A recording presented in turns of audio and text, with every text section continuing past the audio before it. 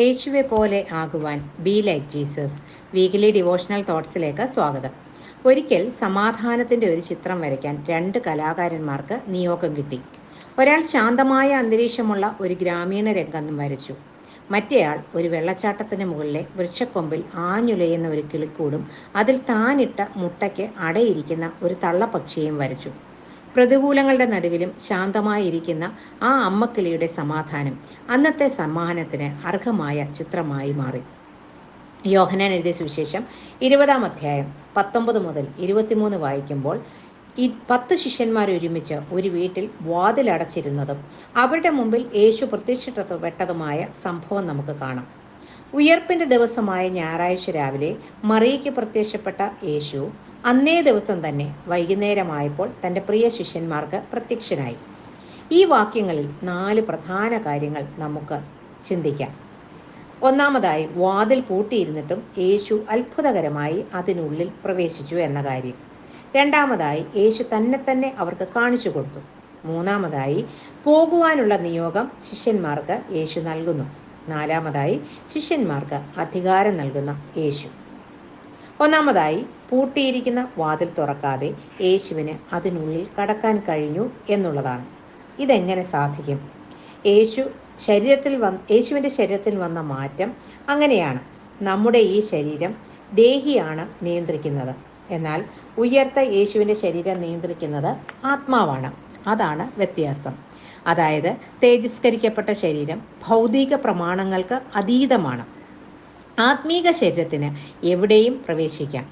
ഇതിൽ നിന്ന് നാം മനസ്സിലാക്കേണ്ടത്, ഇന്നും നമുക്ക് പോകാൻ കഴിയാത്തിടത്ത്, മറ്റാർക്കും കടക്കാൻ കഴിയാത്തിടത്ത്, പ്രവേശനം നിഷേധിക്കപ്പെട്ടിടത്ത് യേശുവിന് കയറാം.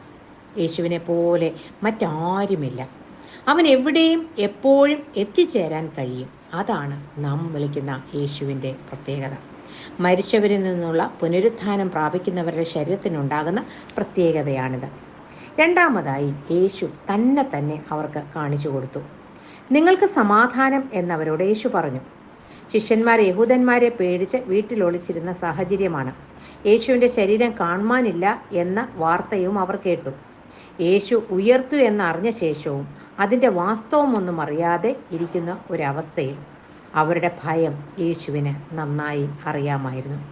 അവിടെ യേശു അവരോട് നിങ്ങൾക്ക് സമാധാനം എന്ന് പറയുന്നു. യഹൂദന്മാർ തമ്മിൽ കാണുമ്പോൾ സംസാരിക്കുന്ന ആദ്യത്തെ വാചകം നിങ്ങൾക്ക് സമാധാനം എന്നാണ്. ഭയപ്പെട്ട് നിൽക്കുന്നവർക്ക് ഒരിക്കലും ദൈവിക സമാധാനം കിട്ടുകയില്ല. യേശു താൻ ഉയർത്തെഴുന്നേറ്റ ശേഷം പിതാവിനെയും നമ്മയും നിരപ്പിച്ചു, ഒരുമിപ്പിച്ചു. ദൈവിക സമാധാനം നമ്മിൽ നൽകി. യേശുവിൻ്റെ വായിൽ നിന്ന് വീണ വാക്കുകൾ, വചനം അവരുടെ ഹൃദയങ്ങളിൽ സമാധാനം നൽകി. ഈ സമാധാനം നമുക്ക് ദൈവത്തോടുണ്ടെങ്കിൽ മാത്രമേ മറ്റുള്ളവരെ സ്നേഹിക്കാനും ദൈവത്തെ സ്നേഹിക്കാനും നമുക്ക് കഴിയും. തുടർന്ന് യേശു തൻ്റെ കൈയും വിലാപ്പുറവും ഒക്കെ അവർക്ക് കാണിച്ചു കൊടുത്തു. യേശു ഉയർത്തിട്ടില്ല, ഒരു മായ കാഴ്ച മാത്രമാണ് ശിഷ്യന്മാർ കണ്ടത് എന്ന് പ്രചരിപ്പിക്കുന്നവർക്കുള്ള മറുപടിയാണ് ഈ വാക്യങ്ങൾ. ആണി തറയ്ക്കപ്പെട്ട കൈകളും കാലുകളും കുത്തിത്തുറയ്ക്കപ്പെട്ട വിലാപ്പുറവും. 1 യോഹന്നാൻ 1:1 പറയുന്നുണ്ട്, ഞങ്ങൾ കണ്ടതും കേട്ടതും തൊട്ടതുമായ ജീവന്റെ വചനം. യേശുവിനെ അവർ തിരിച്ചറിഞ്ഞു. അവരുടെ ഭയം മാറി. അവർ സന്തോഷിച്ചു.